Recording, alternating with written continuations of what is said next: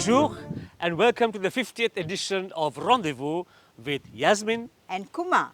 We are at the Bandaranaike Academy for Leadership and Public Policy, which was a venue for an international conference on leadership and governance challenges in South Asia held in July this year. The Bandaranaike Academy for Leadership and Public Policy is an independent institution within the Bandaranaike National Memorial Foundation. It offers premium education on leadership and public policy while conducting research, outreach and advocacy to suit the nation's and the region's needs. The Academy is dedicated to advancing innovative research across a wide range of fields.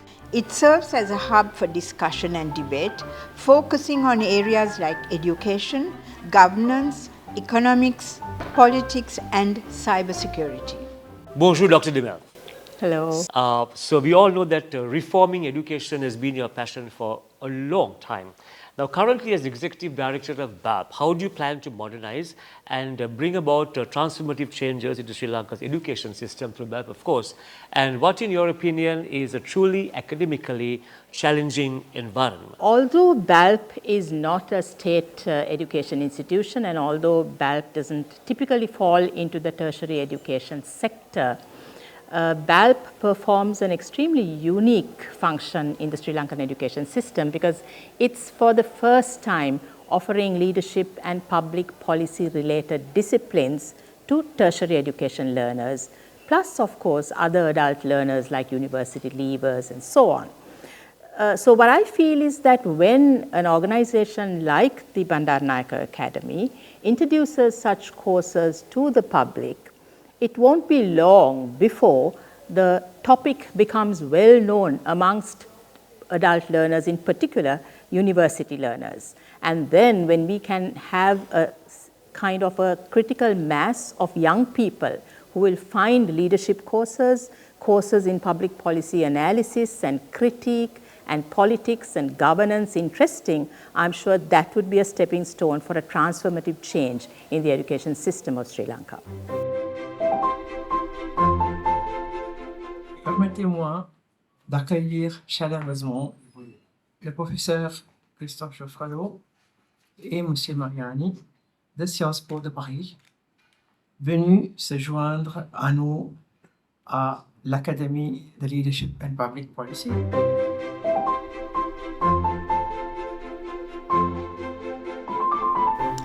Bonjour, Madame. Bonjour. You brought together an exceptional network of scholars from across the region and beyond. Now, how do you think Sri Lankan students would benefit by this?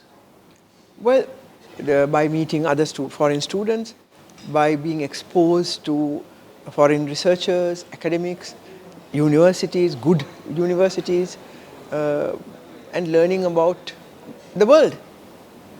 And actually, this conference was jointly organized by the Academy for Leadership and Public Policy at the BMICH, together with Sciences Po in Paris, which is a leading political science faculty. We are going to have a collaboration, continuing collaboration, and obviously this would be very useful for our students. You did mention Sciences Po. Would you share with us your strong and long-standing ties with Sciences Po Paris and your days as a student at Aix-en-Provence in France? And Paris. And Paris. Well, those were some of the happiest and most productive and rich years of my life. I did my degree in political science at Sciences Po. I didn't only engage in studies, but also in the very rich cultural life of France. And I learned a lot from it, gained a lot from it. So it was a very lovely period in my life, 5 years.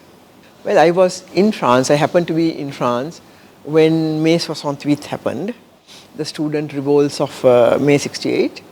And I was fully involved, of course, on the barricades and all that. And I learned a lot. The importance of dialoguing, the importance of talking, chatting, and arguing with opposing views and respecting them. So it was a very wide experience and education for me. I learned a lot politically from that period. Bonjour et bienvenue à notre émission Rendez-vous. Bonjour, merci pour votre invitation. How do you propose to make Sciences Po more and more attractive in South Asia as an exchange destination for students, not only by enriching the academic experience, but also promote cultural and intellectual exchanges? There are many ways in which a university can be international. You can be international by recruiting students, and we do have a lot of international students in Sciences Po. 50% of our students come from all over the world. 150 countries are represented. Another way is recruiting international staff and researchers, and this is also the case in Sciences Po. And one of the pillars, as you mentioned, is also to give an international dimension to the content of the programs that you have. So to give international exposure to the students that will spend some time, some part of their curriculum outside of Sciences Po, outside of France. And it's true that if you look at, so Sciences Po has altogether around 500 partners around the world. And it's true that if you look in terms of destinations, there are some destinations that can be more popular traditionally, I would say. And so I see a growing interest from our students already in South Asia. And we have launched in Sciences Po with Christophe Jaffrelot. I happen to be the co-director of a new South Asia program in Sciences Po. Every month we have an event in Sciences Po concerning one of the topics relating to one of the countries in South Asia. And I hope that this will grow the interest of our students in this area. And so I'm hoping, and I'm sure actually, that more and more students will come to the region, to India, to Pakistan, to Bangladesh, and of course, to Sri Lanka.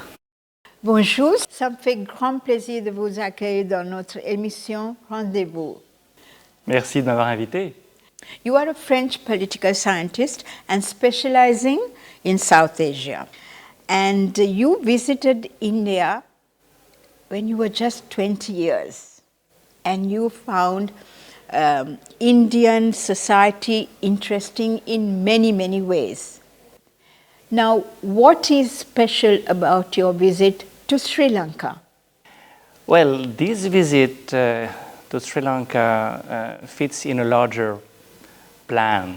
After working on India for decades, since 1984, I've visited and worked in Pakistan. I've been to Sri Lanka already once, but as a tourist. And my plan now is really to find out what is common to South Asian countries. To what extent can we say that this region represents something like a civilization? Of course, with a lot of diversity, but precisely. Diversity may well be the trademark of South Asia. And there are two things in particular that I am interested in. One is this capacity to have different religions, but that some people share, that many people share. And I'm working with colleagues of mine on shared sacred sites, all these religious places where people of other religions go as well.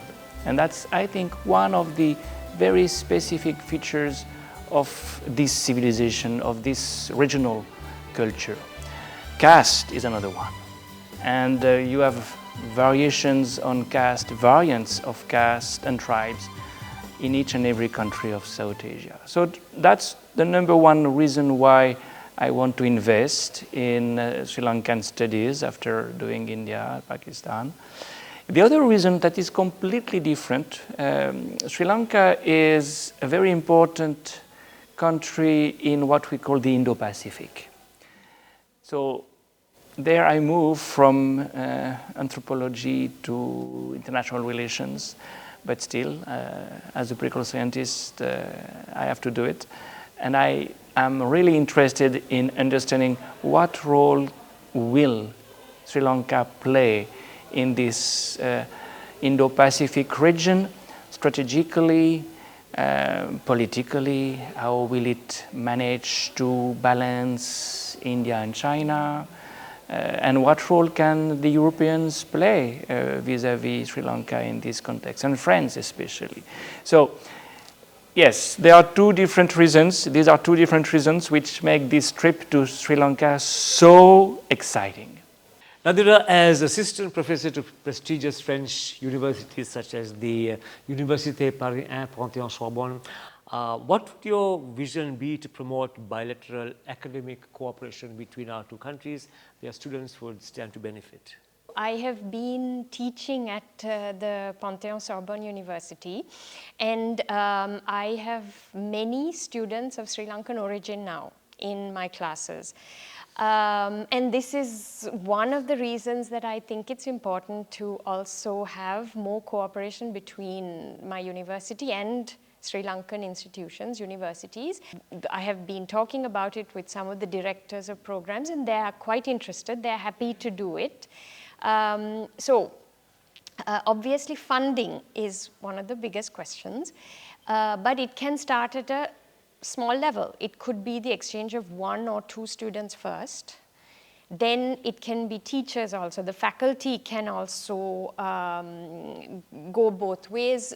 Sri Lankan teachers can go to Paris, and the French teachers can come here. And eventually, it could also be developed into something like a double degree program. The positive thing is that there is interest from both sides. And so, since I am in the middle, I mean, I'd like to make it happen. We can see actually that it's happening now. Sciences Po has a program, a partnership with BALPP, the Bandaranaike Academy. That we can then use that as a model.